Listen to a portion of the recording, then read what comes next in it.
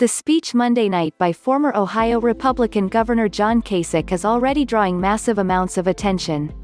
A dyed-in-the-wool Republican who is turning from President Donald Trump to support former Vice President Joe Biden. Kasich is speaking truth to power. Except, well, in terms of actual voters who might be persuaded by Kasich's speech, it's likely to not have much of an impact at all. This whole Republican speaking at a Democratic convention, and vice versa, isn't a new thing. In 2004, Georgia Senator Zell Miller, a Democrat, spoke at the Republican National Convention in support of a second term for President George W. Bush. In 2008, Joe Lieberman, who had been the Democratic vice presidential nominee 8 years prior, delivered a speech at the RNC for his friend John McCain. In 2016, Michael Bloomberg, elected mayor of New York City as a Republican, spoke at the Democratic National Convention.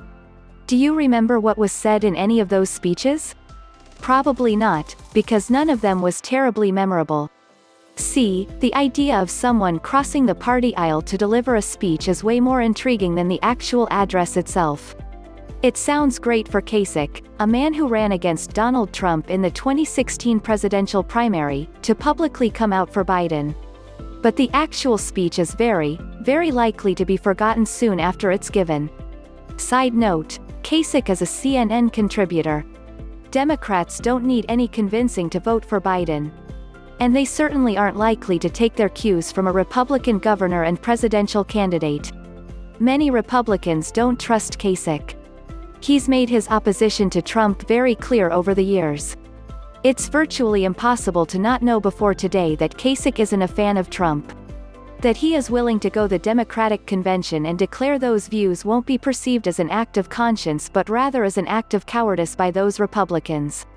They, and potentially Trump himself, will cast Kasich, as well as other Republican speakers at the DNC like Whitman and Susan Molinari, as not real Republicans anyway, merely Republicans in name only, RINOs, playing to their friends in the media.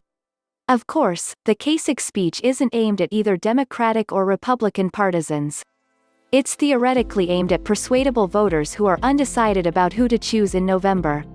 And who, again theoretically, will be swayed by someone like Kasich who has spent his entire life in the Republican Party, but sees supporting Trump as a bridge too far.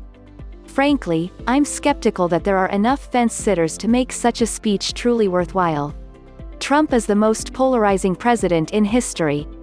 I'm also less than convinced that Kasich or any former Republican elected official would be the voice that would tilt these undecideds toward Biden.